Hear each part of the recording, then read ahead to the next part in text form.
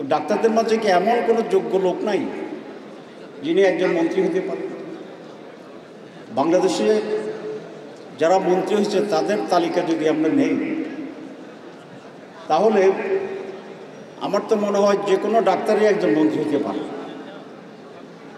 বুঝতে পেরেছি, প্রত্যেক ডাক্তারই মন্ত্রী হওয়ার যোগ্য। তাইলে ডাক্তারদের কাছ থেকে অন্তত স্বাস্থ্যমন্ত্রীটা হবে না। আমি আজকে শুরুতেই আমার কথার এই জোর দাবি জানাচ্ছি যে স্বাস্থ্য মন্ত্রণালয়ের মন্ত্রী হবেন ডাক্তার, প্রতিমন্ত্রী হবেন ডাক্তার, সচিব হবেন ডাক্তার, আর বাকি যেগুলো ডিজি থেকে শুরু করে এগুলো তো আমরা আছি। বাংলাদেশে টোটাল স্বাস্থ্য ব্যবস্থা অত্যন্ত দুর্বল, দুর্নীতিপরায়ণ এবং নেগলেক্টেড। আমি দেশভিত্তিক কথা বলছি, ন্যাশনাল পর্যায়ে। আপনারা সকলেই জানেন, আমার চেয়ে বেশি জানেন, কারণ আপনারা এই পেশার সাথে সম্পৃক্ত আছেন। আমি তো সম্পৃক্ত নাই। আমি ঢাকা মেডিকেল থেকে পাশ করেছি, সে কারণে ডাক্তার নামটা লিখি, কারণ না হলে ইনভেস্টমেন্টটা একেবারে ফাও হয়ে যাবে। কিন্তু আমি প্র্যাকটিস করি না, আপনারা জানেন, নাম প্র্যাকটিস নেই, এই জন্য আপনারাই বেশি জানেন।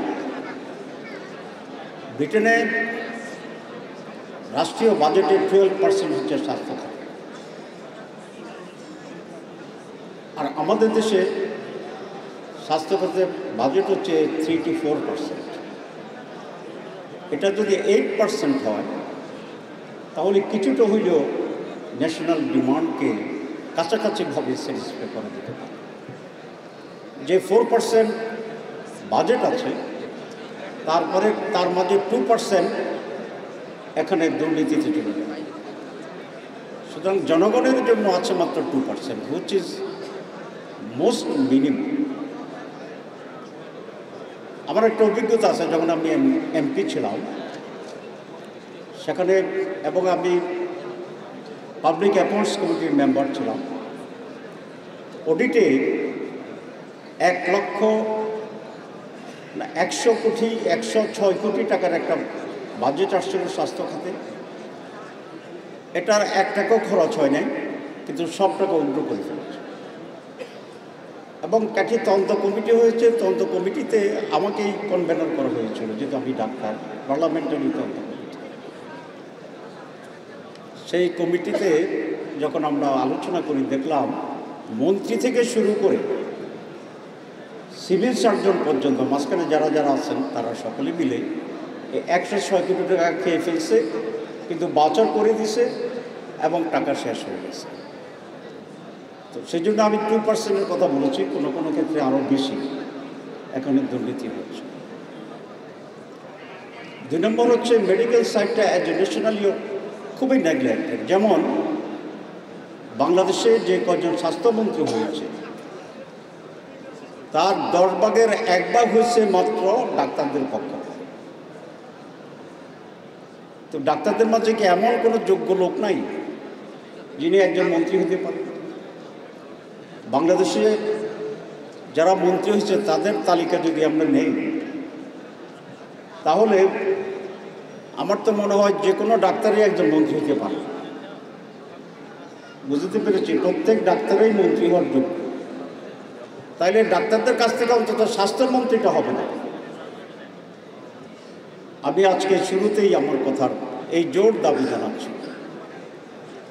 যে স্বাস্থ্য মন্ত্রণালয়ের মন্ত্রী হবেন ডাক্তার, প্রতিমন্ত্রী হবেন ডাক্তার, সচিব হবেন ডাক্তার, আর বাকি যেগুলো ডিজি থেকে শুরু করে এগুলো তো আমরা আছি।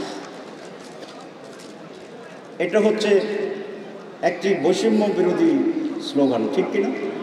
কারণ ডাক্তাররা বৈষম্যের শিকার, ইনজাস্টিসের শিকার, এবং জনগণও বৈষম্যের শিকার। কারণ জনগণের হেলথ খাতে আমাদের বাজেট হতে হবে মিনিমাম 8%। আমি আজকে এনডিএফের সম্মেলন থেকে এনডিএফের পক্ষ 8% জাতীয় বাজেটের স্বাস্থ্য খাতে বরাদ্দের জন্য দাবি জানাচ্ছি। আজকে আমাদের ডাক্তাররা 35,000 টাকা বেতনের জন্য 37,000 জন্য আন্দোলন শুরু করছে। এবং জুনিয়র ডাক্তাররা আমার কাছে স্টেজে মেসেজ পাঠাচ্ছে যে আমরা নবম গ্রেডকে অ্যাকসেপ্ট করি, মানে 37,000 টাকা বেতন হবে। আমি বলছি নো, ডাক্তারদের মিনিমাম বেতন হবে 50,000 টাকা।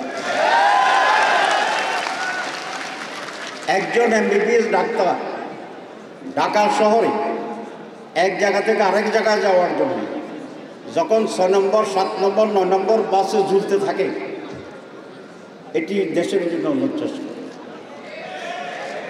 এবং ঝুলা ছাড়া তার উপায় নাই, কারণ সে তো সিএনজি ব্যবহার করার সামর্থ্য রাখে না, আর গাড়ির প্রশ্ন তো আসেই না।